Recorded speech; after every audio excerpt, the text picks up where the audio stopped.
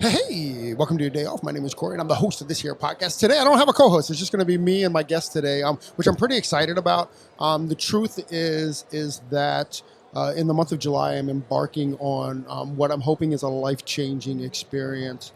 I am going to Cambodia for a couple weeks, and I'm doing a project called HairAid. And what HairAid is that I'm going to go there and I'm going to teach. It's a third world country, so I'm going to teach like sex workers, current and former sex workers, and just people in those communities how to cut hair, and not to be hyperbolic or anything, but just hopefully to give a little bit of options for people who don't have a lot of options or who doesn't feel like there's a lot of options there. But so today on the podcast, I have my friend Tabatha Coffey. And the reason that we brought Tabatha on is because she's actually the one that introduced us to HairAid.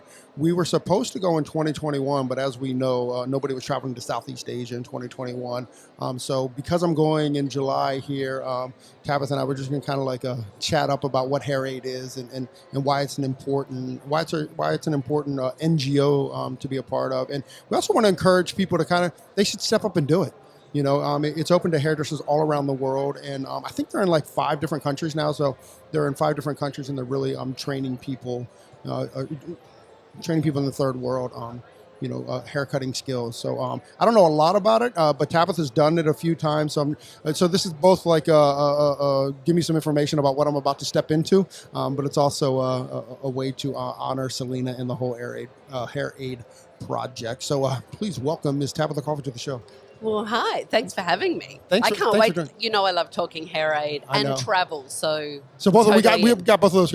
I should have mentioned though, like all that noise that you hear in the background, we are actually live at ABS. So we're on the floor here at ABS, and we are and so all that noise is just that. So if you hear any noise, it's not like our brains going crazy, but it's actually noise. It kind of is a little bit as well, and also ABS show floor. So also the ABS show for you. So big thanks out to ABS for having us in, but. Thank you, man. Thanks for sitting down. I know these things are crazy on you, so for you to sit down with us, I appreciate it. Okay. This isn't a Zoom call, right? Listen, I'm excited to see you. I haven't seen you for a while. I'm so excited for you to go to Cambodia. It's going to be life-changing. Have you done HairAid in other countries, or has it just been Cambodia? I do Cambodia all the time. I've wanted to... Indonesia is the second favorite for me that I would like to go to. And that's the Bali one? Yeah, that's the Bali one. And so in Indonesia, because every country is different, the premise of HairAid is critical poverty. Right? So it's going into countries that experience critical poverty. And it's teaching those people that are experiencing that the skill of cutting hair, because they can go back into their village, into other jobs with that skill set, and they can make money straight away, and they can make enough money straight away from doing some haircuts that they can actually feed themselves and their family. They can buy a bag of rice, they can buy vegetables, they can buy food. So basic, it's the difference between eating and not eating. That's how simple it is. It's so crazy. I mean, especially like, we're here at ABS, and like just like all the, it's just really hard to even comprehend, like with a Western brain, how basic it is. I think I also think it's understanding, like it's very, I'll use the word tactical, right? The work that HairAid does is life-changing in 2 ways. It changes the hairdresser's life. It changed my life. Life-changing. That's why we're talking. Second, it changes the person that you're teaching's life. And I know that because I've seen it. I've done HairAid enough. Selena is a really good friend of mine, but I've gone and experienced it myself, that the people that go through this 5-day program that HairAid puts on then go out and can afford to feed their family, right? And because of the way it's done in the organization that HairAid is, Selena follows up with them. So she's been able to track, not all of them, too many have been trained, but track actually that they are eating. Some of them, a couple of them, even went on to go, wow, this is really cool, I want to do this, and became hairdressers in the Philippines, in Manila. And Selena set it up for them to go and do hairdressing apprenticeships in Manila and become hairdressers. The distinction with HairAid, it's not training people to become a hairdresser. It's teaching people the skill of cutting hair so they can go back to their village, they can go back to their areas, and they can make money doing a haircut. You're gonna make me cry before I get there, Tab. Right? That's amazing. I mean, it's pretty incredible. And according to the website, I think they've trained 7,000 people so far. Yeah, it's been. Well, this is their 50th, their 50th project, right? It's the 50th project. When you go to HairAid, it's called a project. They're called projects because and the reason, the psychology behind that, which is genius, is for the hairdressers in the salon, right? Selena encourages people, whoever is going, to perhaps fundraise, right? Get your ticket covered to Cambodia, to wherever you're going, and fundraising, and talk about it in your salon, with your clients, with your team. Talk about what you're doing. So she wants to make the distinction that you are going there to train people. You're not going there on vacation. You can have a vacation before or after, right? But you're not there to party. You're there to facilitate. That's why she calls it a project. I love that, and I mean, I think it's really important too. Like I raise a lot of money from my clients. I mean, luckily I'm in a great zip code, that there's a lot of disposable income and stuff, and I raise a lot of money to do that. But that's a really great distinction, like you're here to do the project. And Selena kind of scares me a little every time I talk. I think she's like, she heightens the bar, like listen, this isn't one of those vacation things. Like, it's work and it's real and it's emotional and it's all those things. Because it's work and it's real and it's emotional. Fair. Yeah, like she's actually being honest. And to your point, right, you said a Western mind that perhaps has never traveled to a country like Cambodia or Manila or Indonesia. And I'm not talking cute Bali. I'm not talking Insta Bali. I'm talking the garbage dump community that lives in Bali, that literally live on garbage. The pictures you're not seeing, Right? Yeah. When you haven't experienced that, and a lot of us haven't. I mean, I'm privileged, and I've traveled a lot, and I have done many projects with HairAid. So I've been there, I've seen it, and I've traveled outside of HairAid to countries similar. It can mess with your head, right? We hear those stories about the first time you go to India, like it's woo, right? It's like you're tripping and you're not tripping. Yeah, exactly. So I think that's why hairdresser, Selena's really honest. She tells everyone on the project, no jewelry, no makeup, wear it down, right? Everyone wears black. She's really conscious of what the protocols are for each country and each community, of what is acceptable, what is not acceptable. She's really cautious about making sure no big loud nails, no bling, right? All these things. Is it more of a safety concern, or what's the concern? So it does two things. Yes, it's safety, right? It calls attention to you, especially when you're in those kind of environments in those countries. And being a Westerner, you're going to have that attention anyways, right? So it calls attention to you, so it's a safety concern for sure.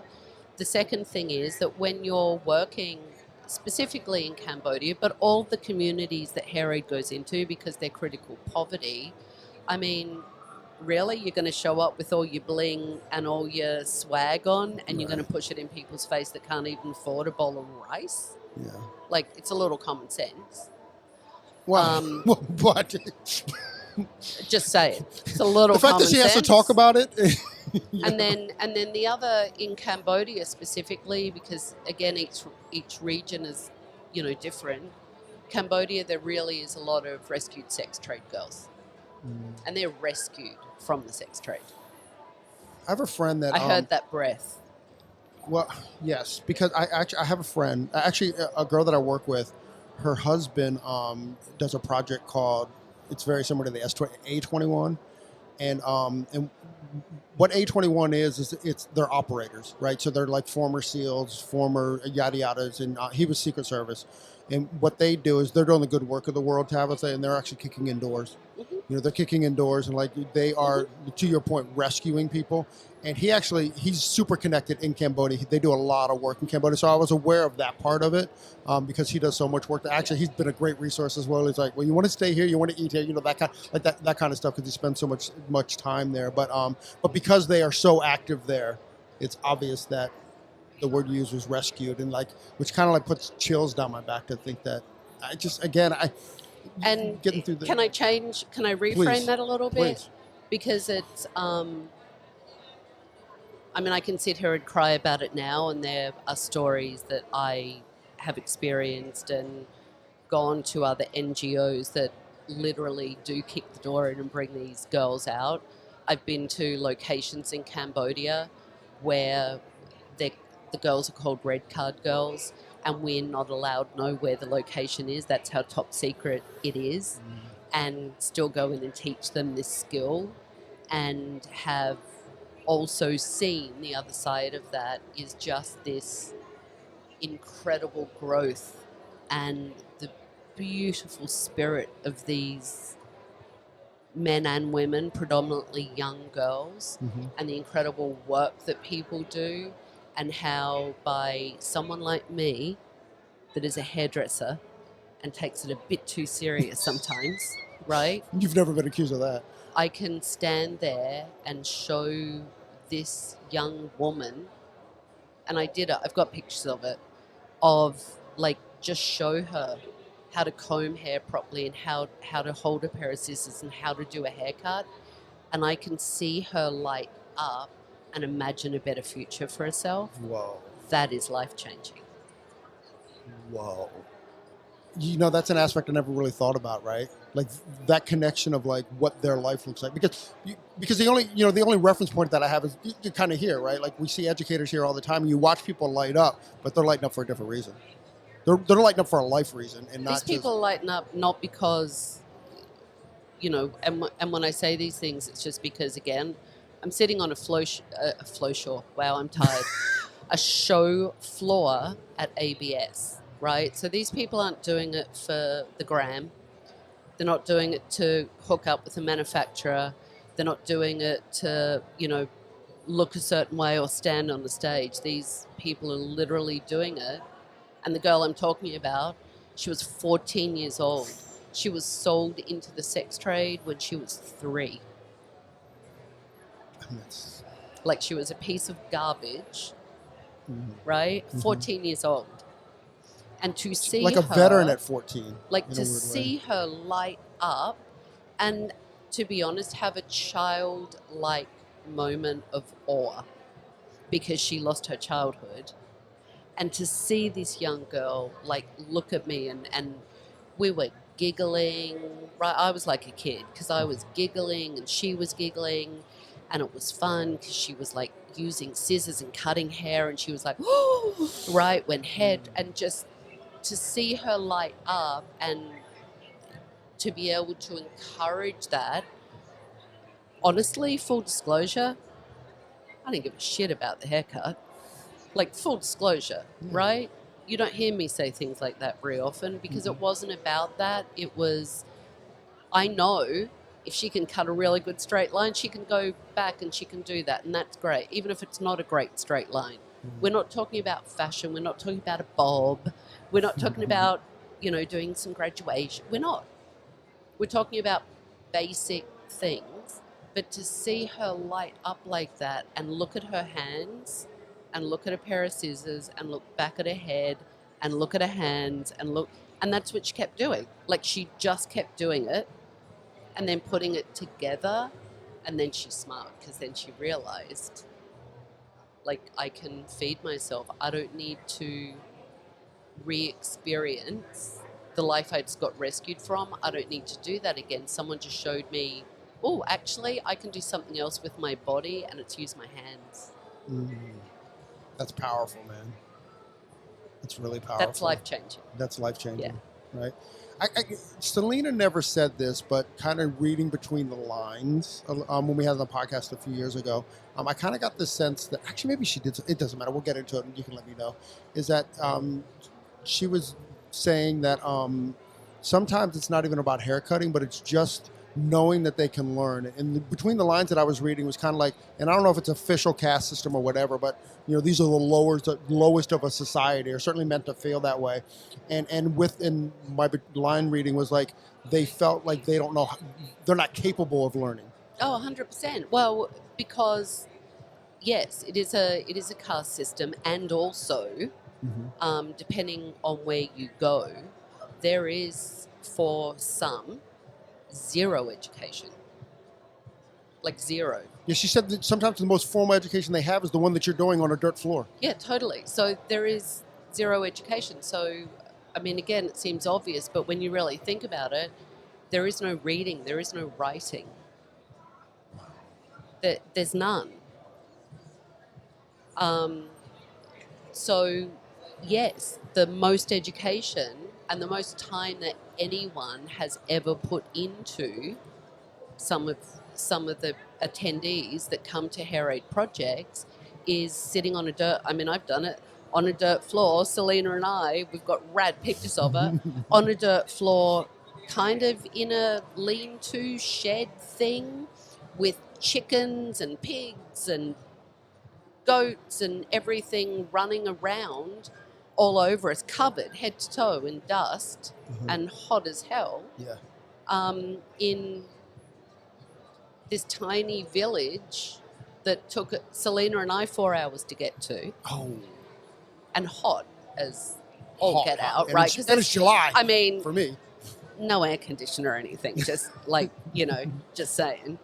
And Selena and I. Hence the reason no makeup, because it would be on the floor anyway. Selena and I are in like this corrugated iron shed, sweating our butts off with the chickens and with these young group of, they were men, teaching them how to cut hair and to get them to like know English, right? So we had a translator.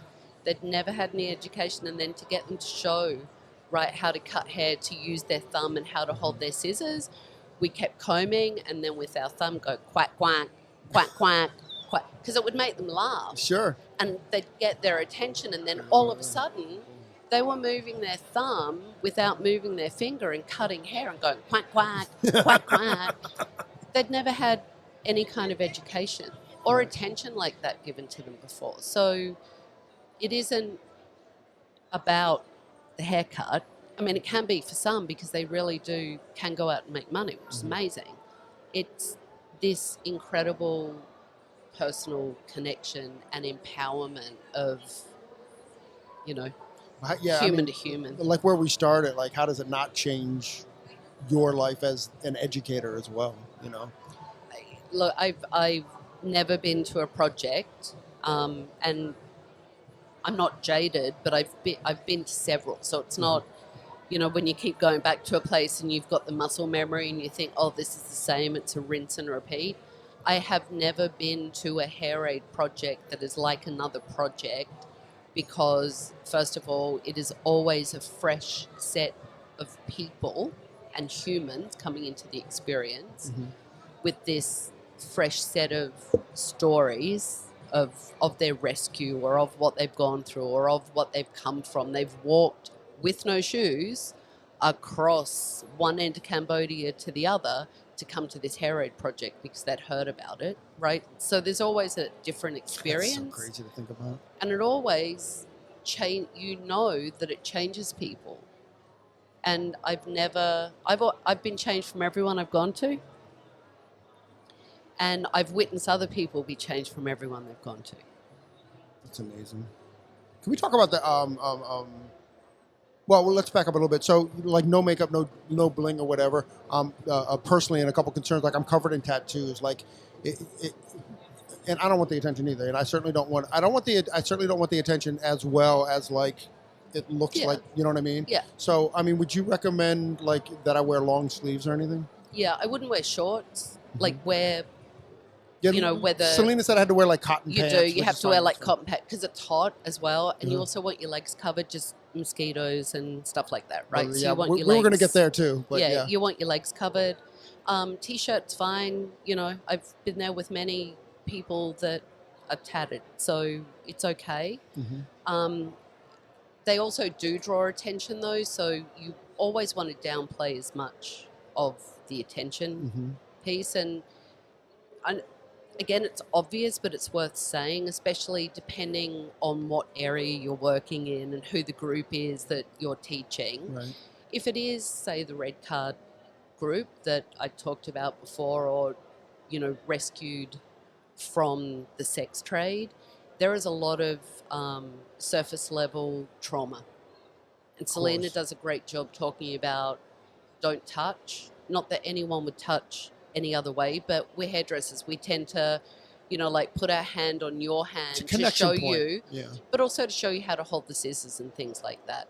So my point of that with tattoos is they can be distracting, right? Mhm.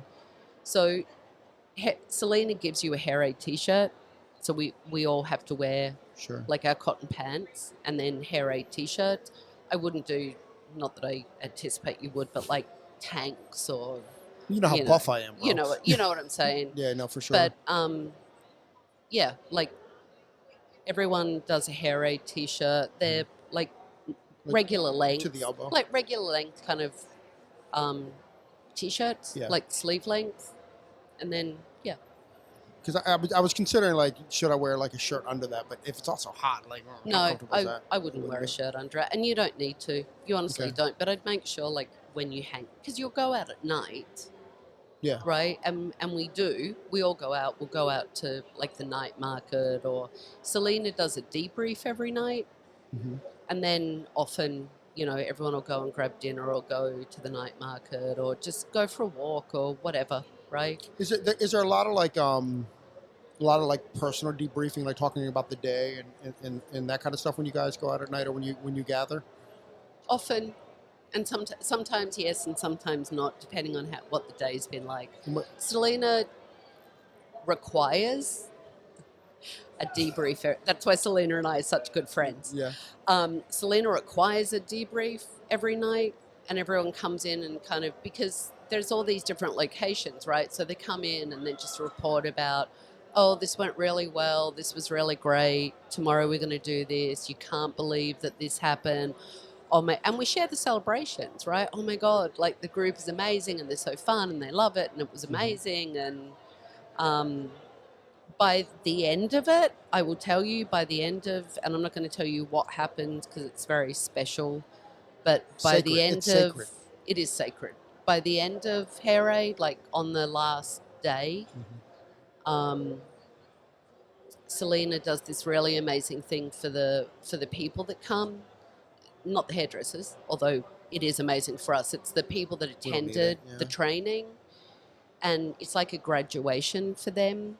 And again, if you've never been to school and you've been kind of treated like you're a piece of garbage or lower than, and you don't have any of those things, for people to celebrate your success and the training you've just gone through, for some people it's the first time they've ever seen their name written down. Like, because she gives little diplomas. It's the first time that they've ever seen their name written on a piece of paper. That's incredible. Yeah. It's so, again, I guess, you know, just with the privilege of being in the Western world, like it's so hard to kind of get to that space of it. You know what I mean? So when you do that, I can tell you that, every night there's a debrief Selena does. When we go out with each other, if we go for a walk, or often, honestly, we don't go out, or we go out en masse, like we'll go out in a group, because it's exhausting. Like, it's emotionally exhausting, right? So it's exhausting. And often it'll come up, but often it does the opposite of that, because you've been through it and you've heard the stories and you've got the feels going on.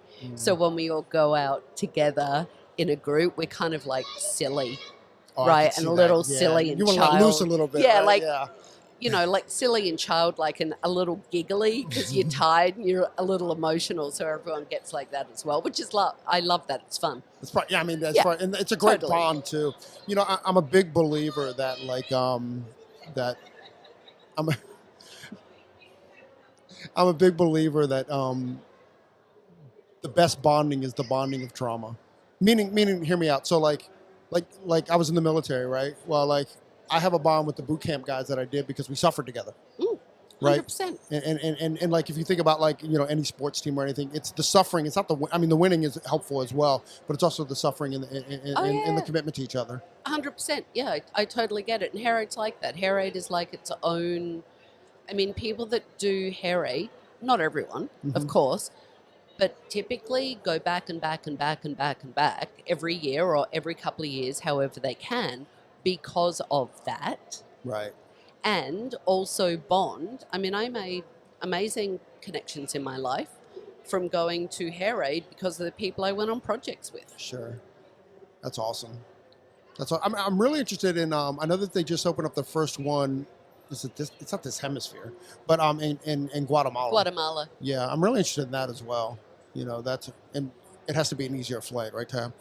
Yeah, Cambodia's it's a challenge to get. It's worth it, totally worth it. Yeah. But it's not like everyone is going there, which is what makes it so amazing. Mm-hmm. And also, it takes a minute to get there. Here's what's crazy is that my friend Rit did it last year. And he works. Rit is Cambodian, so he actually it was almost like a homecoming, and like because his family left during the Khmer Rouge, it was kind of that homecoming, and just being there to be able to help. I don't want to put words in his mouth, but his people, and now he has that Western privilege, right? Anyways, I don't know where it's going with that. Hold on, I just lost my train of thought. Damn it, Rit. Getting to Cambodia. Oh yeah, getting to Cambodia. Yeah, it's gone. It doesn't matter. But I'm also interested in that because like the project's like 6 days or 6 or 7 days there, and I'm going to be there for 18 days total. Like I'm actually getting there a week early because I really want to. Well, I have our friend Matthew Fairfax, who has his salon in Phnom Penh, so I want to visit that. Unfortunately, he's going to be in Seattle at that time, but I want to visit that. I want to see the project that he's doing because he does sort of similar stuff, right? Yeah, he does. I've been to Matthew's salon. It's really gorgeous. He has Western guest artists come in and do stints there for his team and do client. He's got a beautiful salon, and he hires has like I'm going to call it an apprenticeship system, and he hires rescued sex trade girls to go through. It's not just girls though. Not just girls. I tend to default to girls, and I apologize for that. Yeah. Boys and girls, men and women, that rescued sex trade to do the apprenticeship in his salon.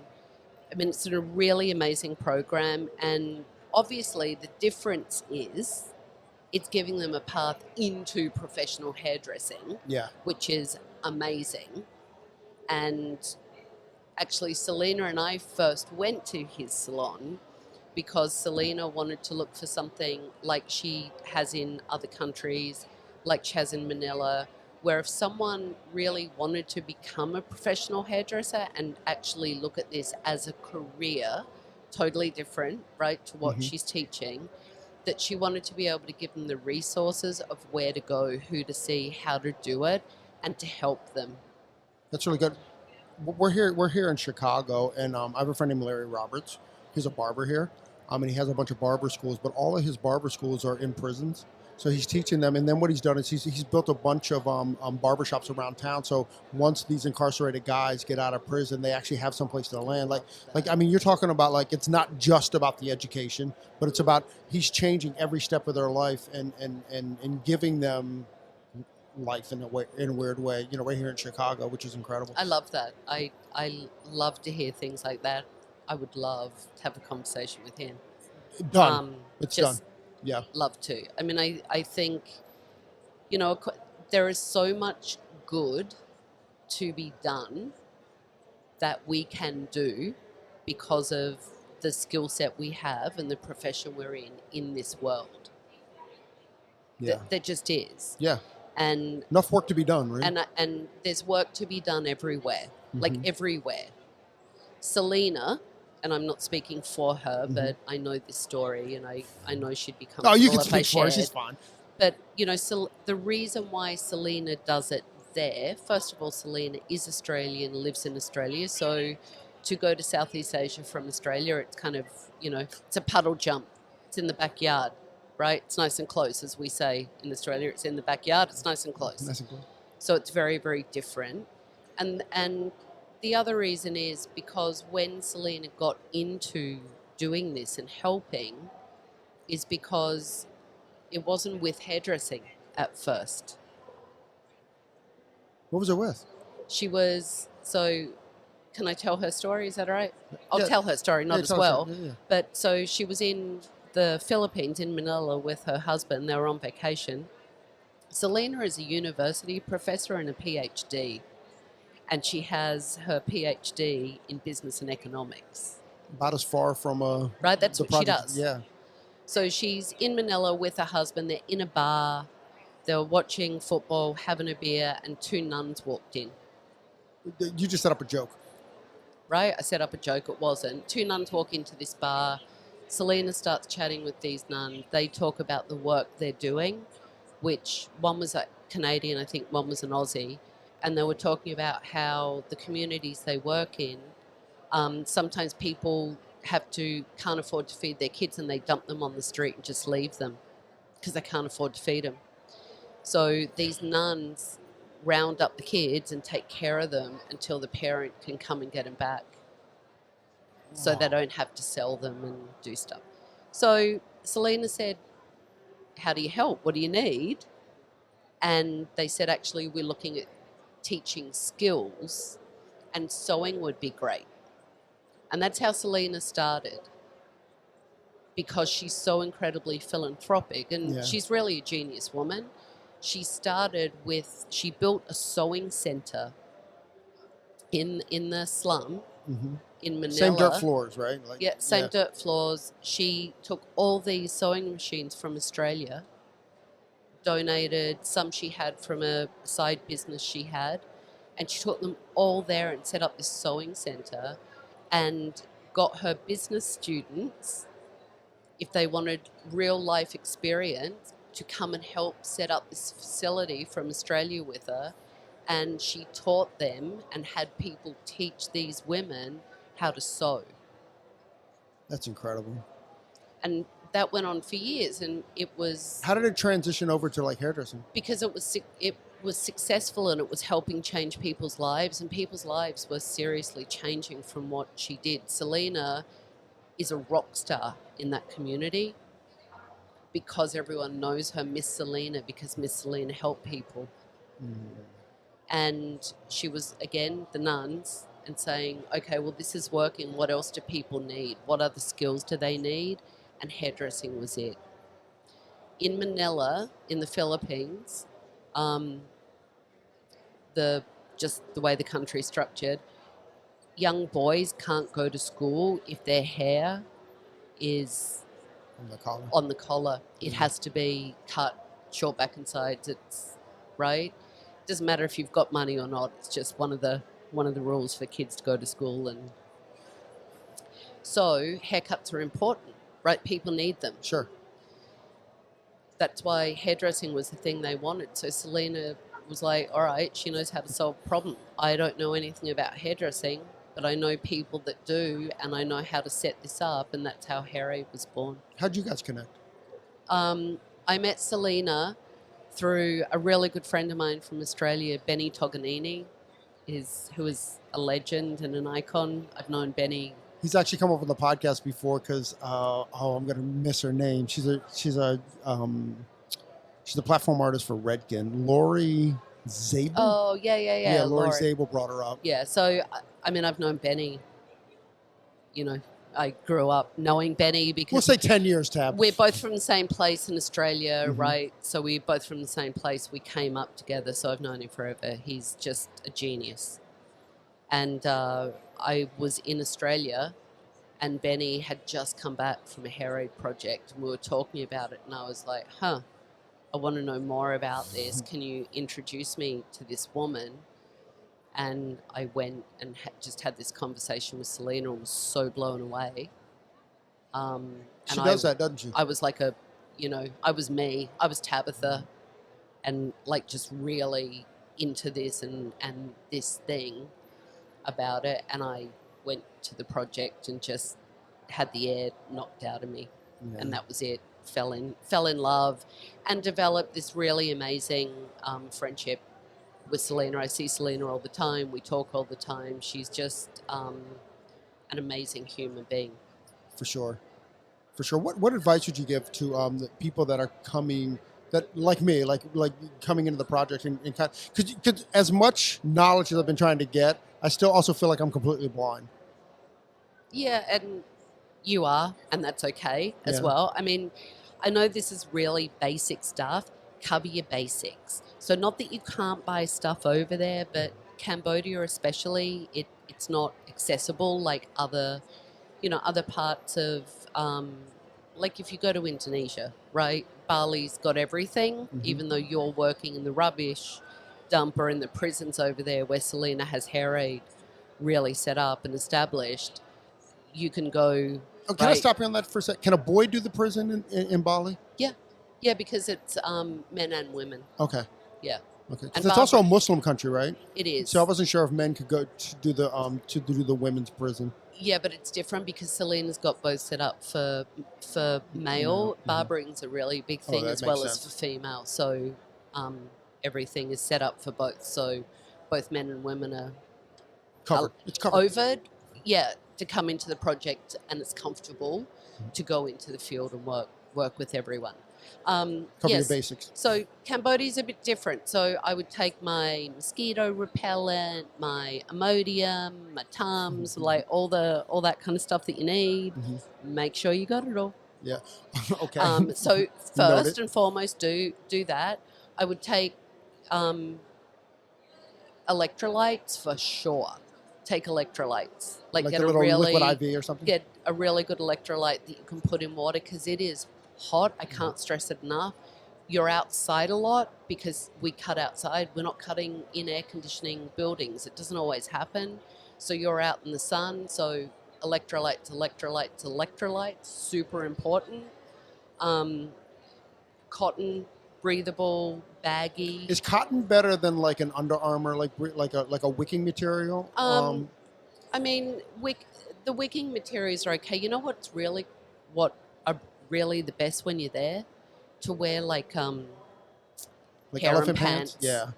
Like seriously. And a lot of the projects that I'm on, guys, I wear them all the time when I'm there. All I wear are harem pants. Where as women, Selena asks us not to wear leggings. It's too body conscious over there. Oh, right. It's too tight. Shows too much off.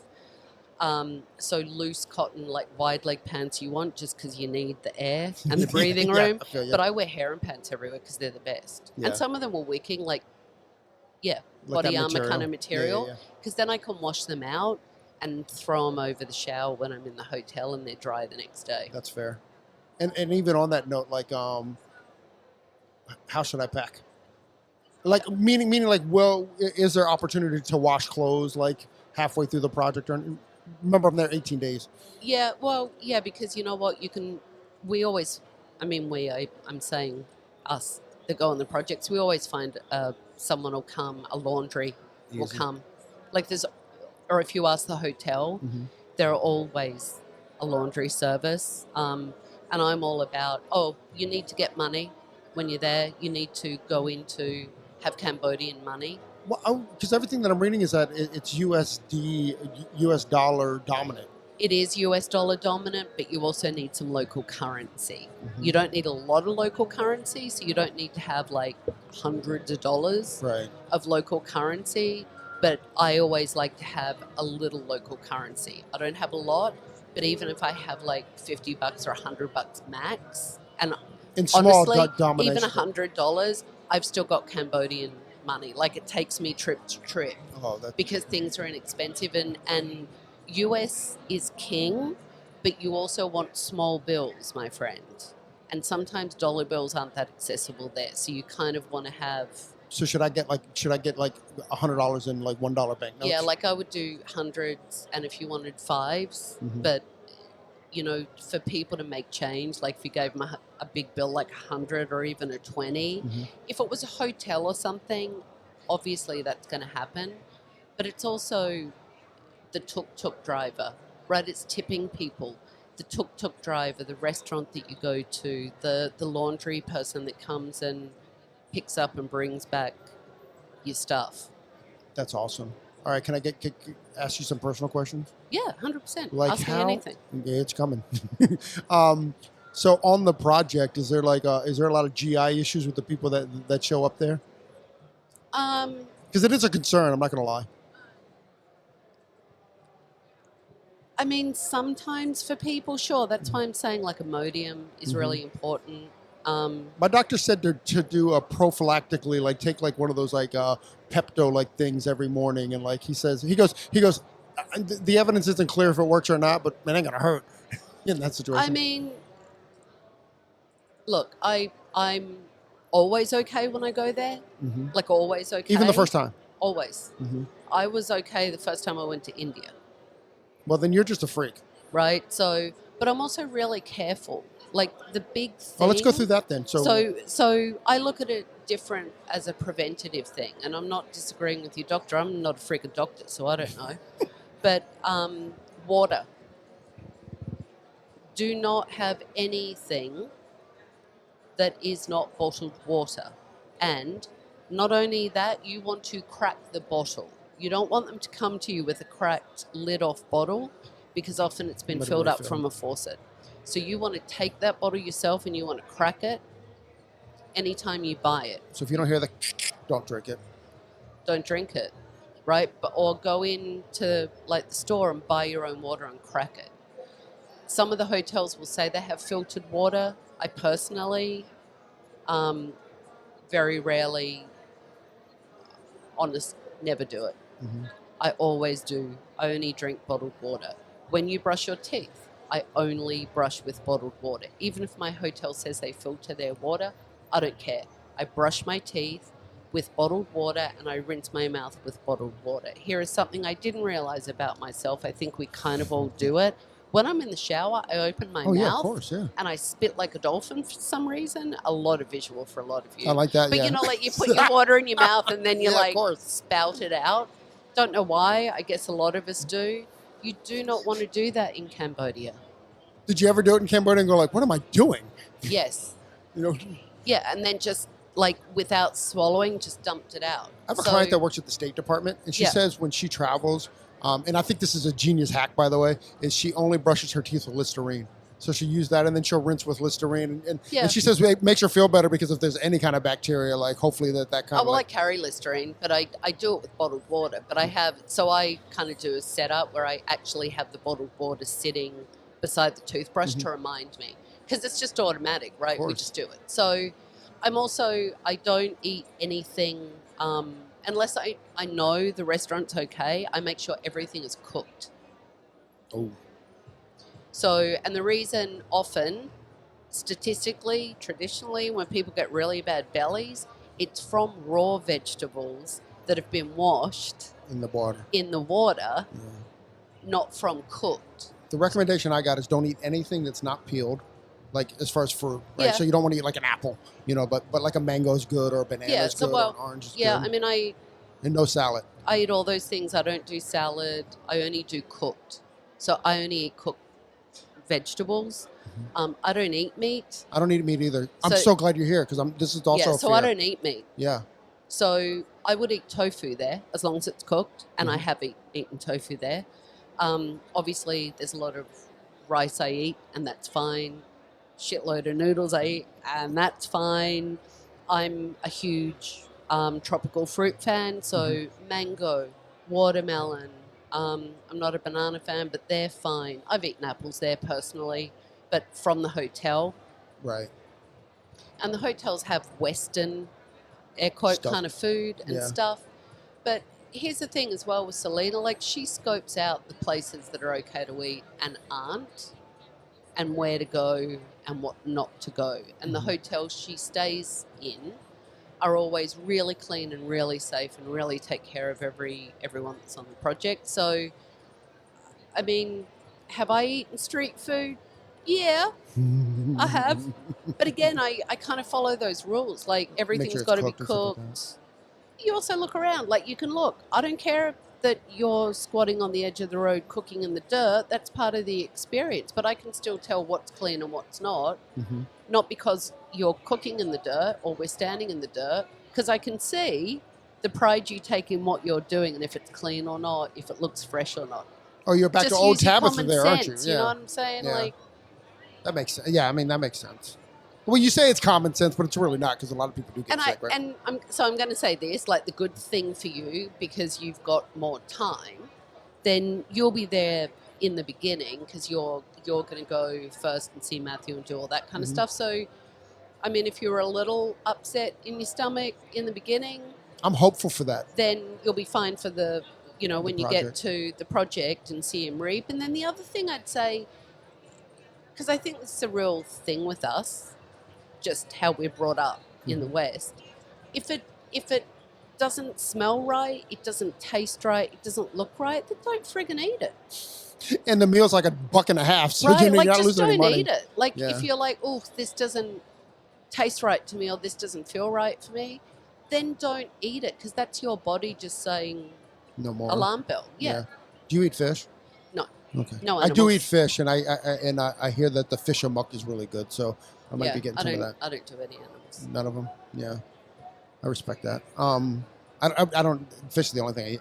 I try. You know, I was vegan for like 6 months, but you know what? That's a lie, because I was always I would only eat fish when I was having, me and my daughter would have sushi dates. I didn't want to, because of what's in my head. I didn't want to give that up. You know what I mean? Yeah. So I was always open to eating like sushi with her, and so for a long time I was strict on that. But then as you know, certainly like 15 or 20 years ago when I started, like, I was so sick of eating salad, which a lot of restaurants had. Then I started to dip into the fish, and that's kind of where it is now. I don't eat anything else, but that's a whole nother podcast. That's a whole nother podcast. But I'm actually kind of looking forward to the fish amok, because Rit was telling me, again, my Cambodian friend, he was telling me that like each city does it a little bit different. It's like a regional food, and he swears that Siem Reap has the best food in Cambodia. I love the food there. I think the food is amazing. So, yeah, there's that. The food's incredible. There's that. I'm so excited to go. You have no idea. And you have to have I know it sounds weird, but I love it. I buy it and bring it home. Did you know Cambodia is known for its pepper, and they have a certain pepper in Cambodia? Well, hold on. Like a black pepper, or like a chili pepper, or what kind of pepper? No, it's like a black pepper, but it's Cambodian pepper. It's a thing, and they use Cambodian pepper and lime, and then kind of mix it up so it gives it a kick. But their pepper has a distinct flavor and taste to it, and it took, I don't remember everything now, Google it, but it's a whole thing. You can go down the rabbit hole of it, which I have. I just can't remember all the details now. But when the Khmer Rouge took over, all the pepper fields and everything were lost. So it was a trade for Cambodia. It was a whole thing for Cambodia. It was lost. It was part of the tradition and the essence of Cambodia. It takes, for these specific pepper plants, trees, however, it grows so long to mature. Oh, right. To be able to really bear all the pepper that they need. And they're now coming into this amazing fruition after all these years. But it is this distinctive flavor smell that is Cambodian pepper. Oh, I have to ask Selena about it then when I get there. Yeah, she knows. I mean, her and I buy it all the time when we're there. But I'm definitely going to talk to her. You'll see it, because everyone, like, they'll give you little bowls and you put your lime and you put your pepper and you put it on your fish or your noodles or your chicken or your veggies or whatever. So it's like just, you're having. I don't want to say just, but it's a seasoning for food. And yeah, does it give it a distinct like Cambodian taste? Yeah, it's like it's black pepper, Right. right? It really is, but it's different to how we typically have it. It has more of a little bit more of a heat to it without a chili. It has a very distinctive taste and smell. It's incredible. I And can't wait. it is from that. What was your very first experience when you saw Angkor Wat for the first time? One of the 8 wonders of the world.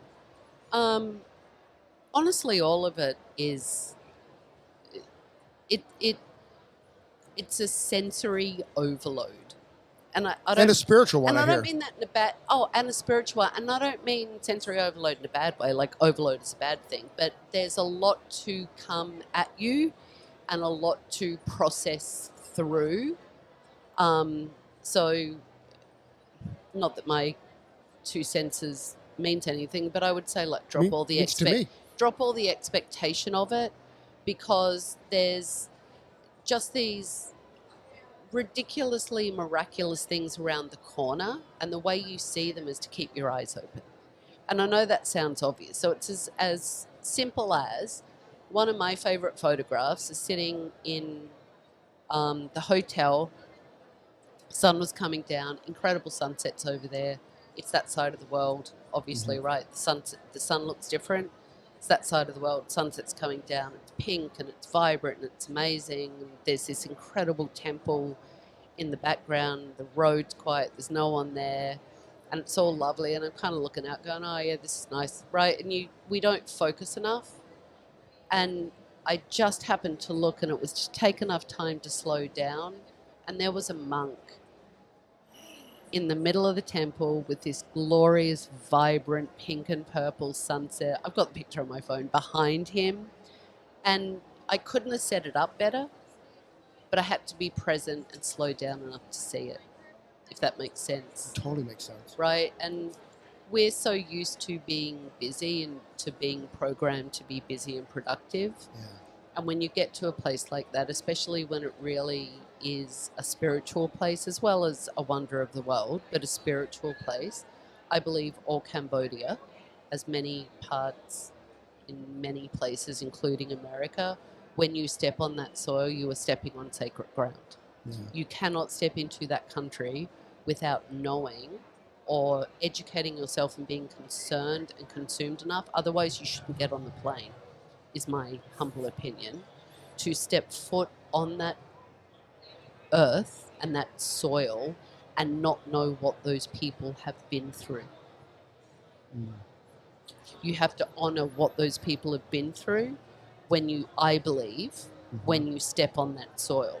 It is sacred ground. The resilience of those people and what they have gone through, and to be able to hold on to a beautiful spirit of people and welcoming, and also this incredibly deep, old wisdom and spirituality is pretty amazing as well.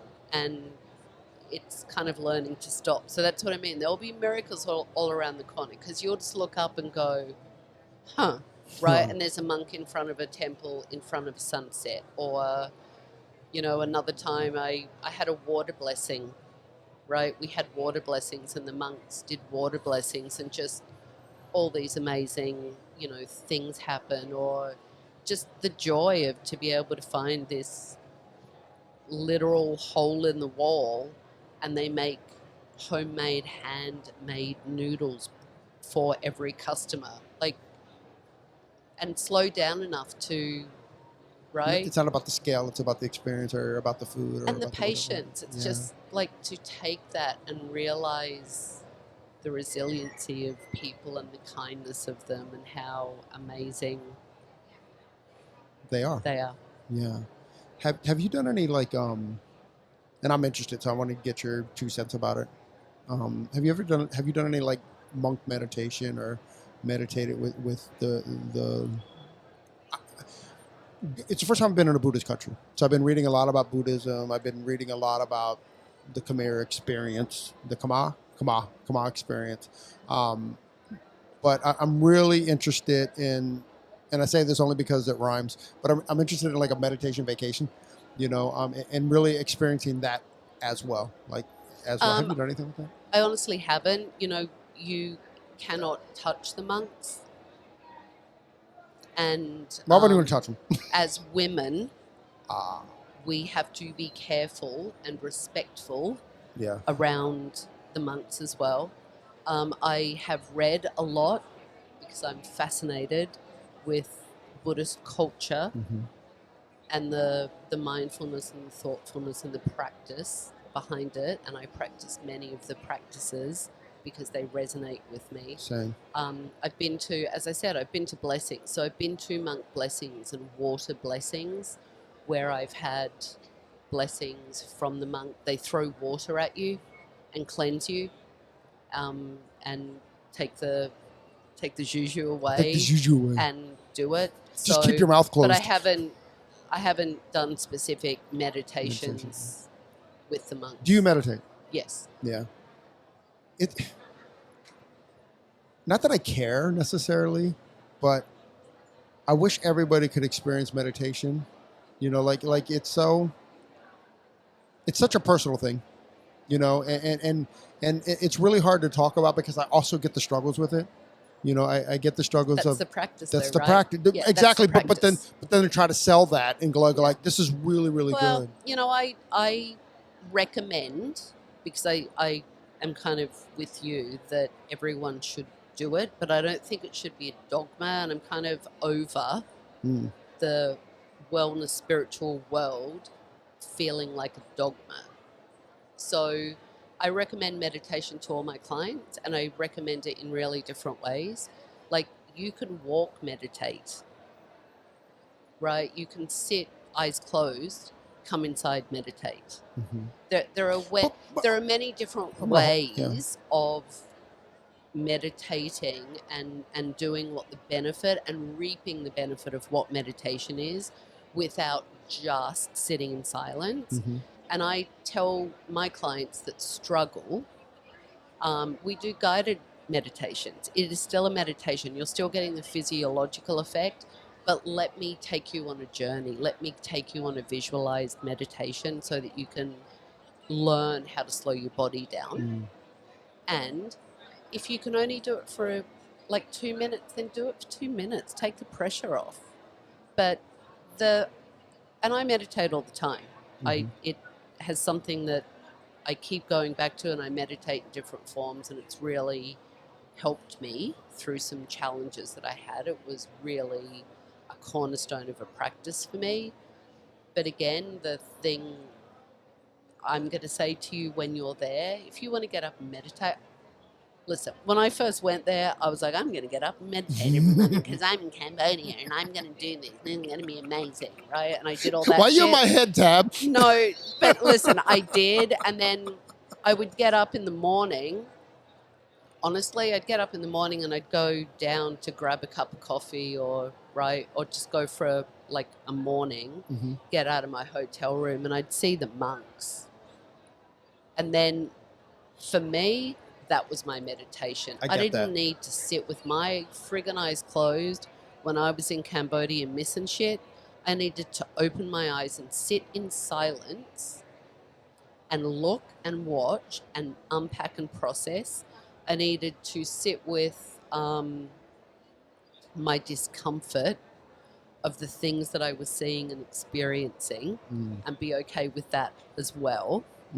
And that became my meditation. Well, I think that, and I don't know if this is literal, but whatever. Meditation is about presence. So whether that presence is like within your body or experiencing, with these monks, it's the presence of being aware that they're there and that they're in their practice, and there's relief in that, and there's relief in that as well.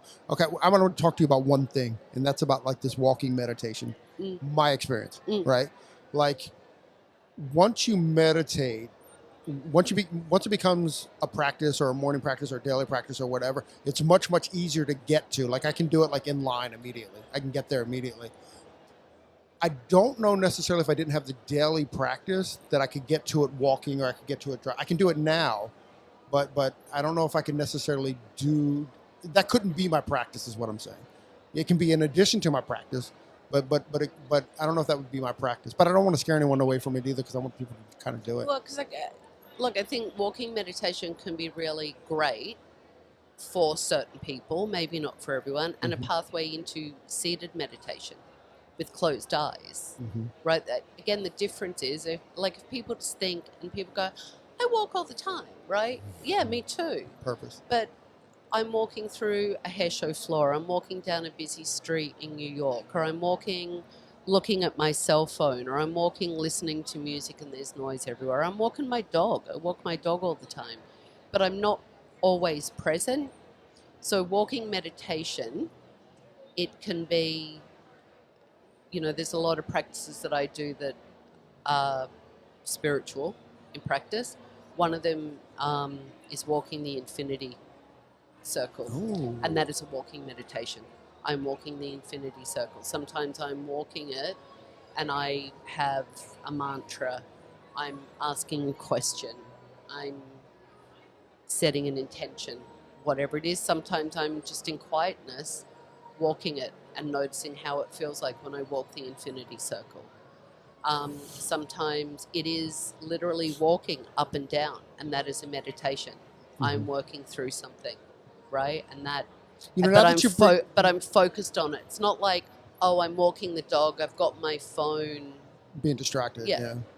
It's funny that you mentioned that because as you were saying that, I do the infinity, not in meditation, but a lot of times like tough conversations if I'm on the phone, or like my neighbors know that if I'm walking the street, something's going on that phone that I'm processing, I just thought it was ADD, but maybe but see, that's why I like walking meditation. I give it to clients because if you have any kind of neurodivergency, or if you are uncomfortable sitting, physically uncomfortable, emotionally uncomfortable, just sitting in stillness, then walking in that intention of meditation. Sometimes I walk and I listen to a guided meditation, or I walk and I actually listen to Om. I like that. Or I listen to, whatever it is in sound, but it's the same thing. Yeah. For however long I can. And for people that maybe have a hard time sitting for whatever reason, or not being able to quieten down, it starts to quieten your brain down. If you can start to quieten your brain down, you start to calm your physiology down. So that's why walking meditation can be a pathway to get some people to seated. I feel that. Depends. Yeah, I guess I'm the opposite of that. Yeah, it just depends on who you are. Yeah. That's amazing. Tabatha, I love you. Thank you so much for hanging out with me. You're so welcome. I appreciate our friendship so much, and particularly because I'm about to go on this journey, and for good or for bad, you're 1,000% responsible for it, Tab. Well, you and Selena. You know what? You have to. Here's the thing. Selena will be there, so. Before we move on, we got to get into that too. Yeah. Like, this is her last project. Yeah, it is her last project. And she's still involved. I mean, she's still HairAid, but this is her last on the earth project. On the ground. Yeah, for Selena. Yeah. Listen, the woman, she's got a family, right? She's got grandkids. She's got grown kids. Her husband recently retired, which is amazing. He's law enforcement. Life is lifing for all of us. And Selena, these projects are a lot. Like, to put them together, to do them, to organize them, it's a lot. So, yeah, she's taking a minute. You think she'll go back?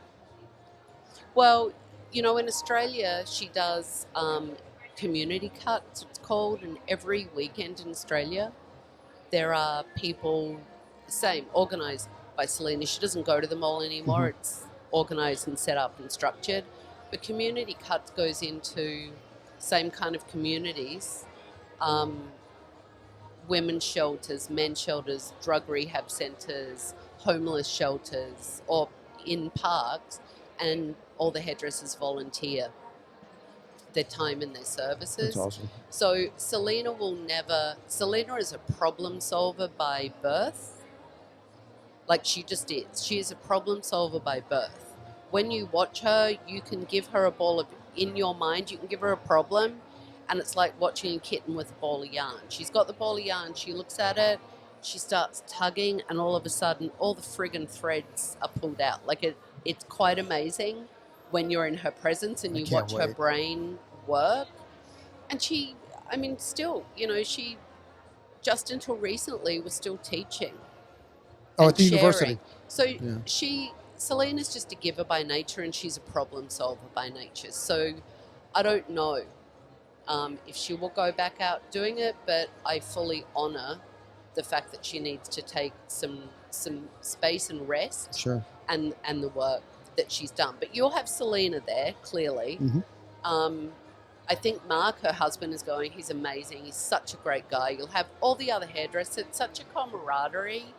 So that's incredible. You'll be kind of, by the time you get to the HairAid project, you will have been in Cambodia for a bit. So you'll kind of calm down a little bit. Then you'll be with the hair peeps. You'll be fine. With my people. And I'm a WhatsApp message or a phone call or a text message away. Whatever I can do, I can support you with as well. And honestly, the only advice, and it's kind of life advice, not just there, is again, we've talked about the presence of it and really be in the moment, because it's really freaking special. Like HairAid's special. I get very emotional. I can cry now just thinking about it. It's very special. And because it's Selena's last, it will be really special. So that Think about what that will be graduation the will be. special on the special. Yeah. And so kind of slow down and just really take it all in and enjoy it, because as much as you want to try and prepare for it, and I get it, kind of goes to hell in a handbasket when you're there. So like the tactical things that I told you, make sure you got your Imodium and your things and your cotton and all that kind of stuff. But yeah, just enjoy it. I talked to my friend, Light Watkins. Yeah. Okay, so we had Light on the podcast a couple of weeks ago, and same. I kind of gave him the same question, like, all right, well, he travels a lot alone. I've never traveled alone, and I was like, what's your advice for me traveling alone? And he said, it's simple. He goes, you've planned the trip, but that's not the trip you're on. The trip that you're on is going to be the trip when all those other plans don't matter, and that's he phrased it in like that's the trip the universe needs from you. And I thought that was such a magical way of saying you can't plan what the universe has for you, but that's the real trip.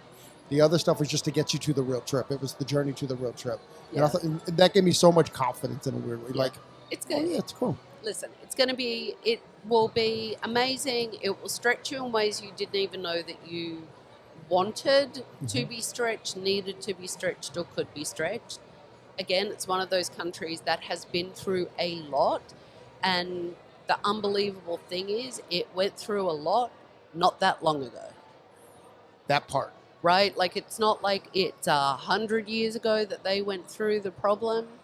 It was in the 70s and the late 70s. Right? So those people should be alive, and certainly their offspring is alive. We were alive. Yeah. When that stuff happened. Yeah. Right? It wasn't that long ago, and it was millions and millions and millions of people.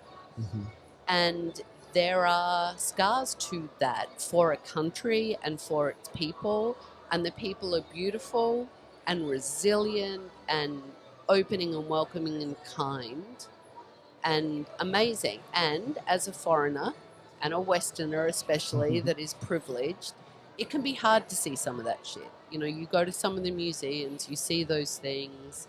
We've all heard the movies, titles, right? Big difference from the movie to when you're standing in the actual place where it happened. And I would say give yourself the space and grace to process, like anything in life. You can't rush the process. What you feel. What it brings up. And then you just find a buddy, right? You find Selena, that's what her and Mark are great at. The other people on the team, you call me, right? You phone a friend, you journal it out. I would buy myself a really good notebook to take with me. Something light, though. Don't do like a hardback fancy schmancy one. Just get like a good one, but paper, right? So it's nice and light to carry with you. And journal that shit out and Process on paper. process and process and process. Yeah, It's really helpful as well. that's amazing. Tabatha, thank you.